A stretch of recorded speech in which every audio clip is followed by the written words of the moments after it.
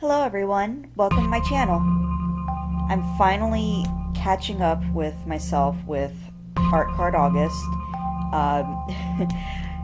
Funny fact, I forgot that it was almost August because for some reason I thought that September came before August when it was still July. So I was unprepared. But I'm finally getting back into the swing of things, and I can't record anything. Well, anyway, I'll summarize Art Card August really quickly in case you haven't seen the video descriptions.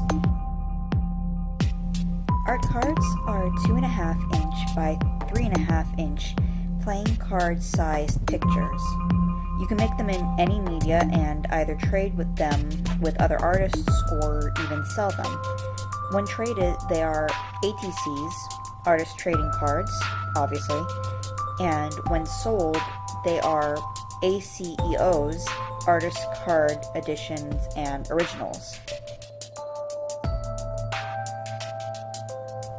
They're the perfect size for trying to do monthly daily challenges, like if you've heard of Inktober or Mermaid, stuff like that. If you feel that doing a full big piece is too complicated, or you're too busy for it, or if you feel like a sketch in your sketchbook isn't as fulfilling as doing a full picture.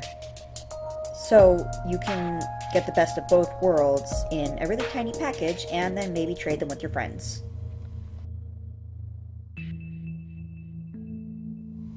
My goals are the same as last year. I want to push myself to get faster with video editing and completing pictures in general, since I never seem to be able to finish anything. I try and think of them more as thumbnails. I don't like doing thumbnails for my drawings. Usually I kind of just I just have an idea and I kind of go for it. But these are nice because it helps you to see more completely what it is that you might want to do. Like, take for example the very first image I showed in this picture.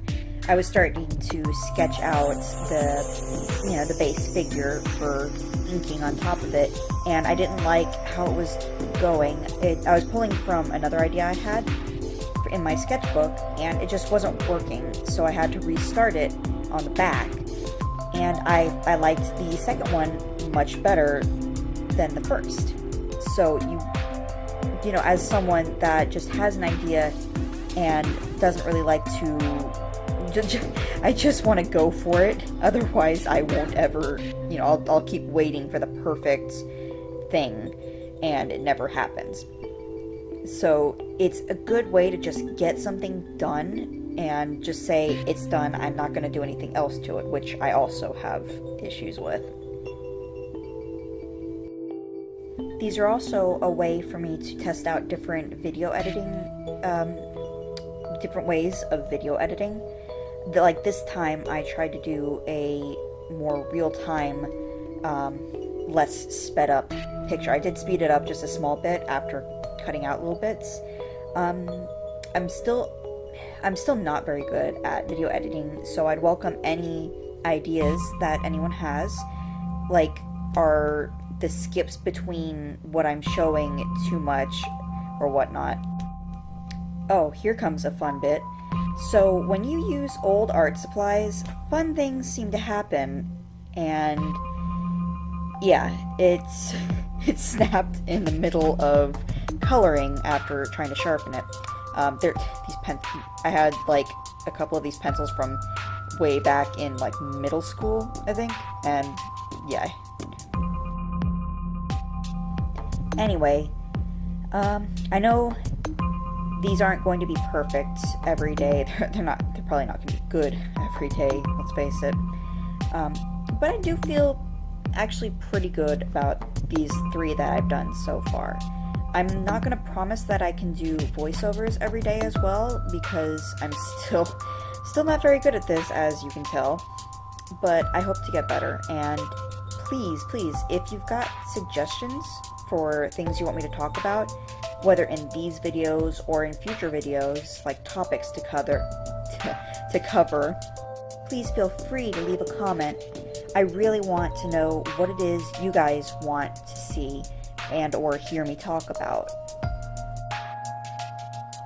So I guess I should actually talk about this picture a little bit, huh? Today's is just another little portrait. I wasn't intending to do all portraits for this, but we'll see how that goes. I don't know if that's going to continue or not. It's just like a little moth girl, like a pink moth girl.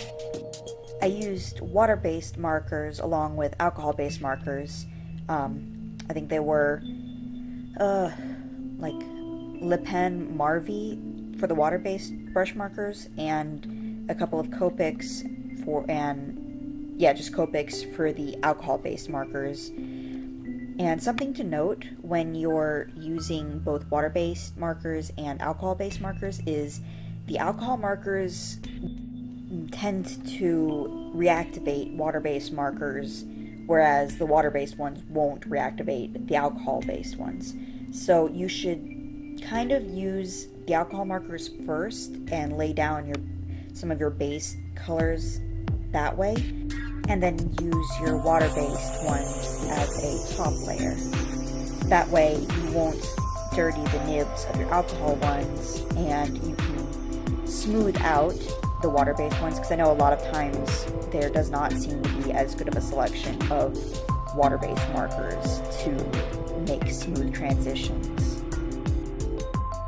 Another thing to note is that alcohol markers can kind of break down and blend colored pencil just a little bit, not much. So you saw me blending out the colored pencil in the background. It gave a little bit of a texture and blended out as I added darker marker on top.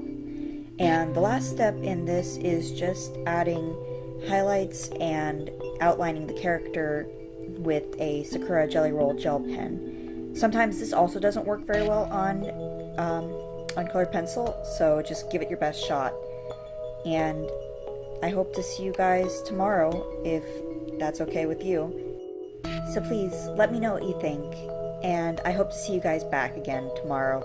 Cheer me on if you want, and thank you so much for watching. Love you for it. Bye.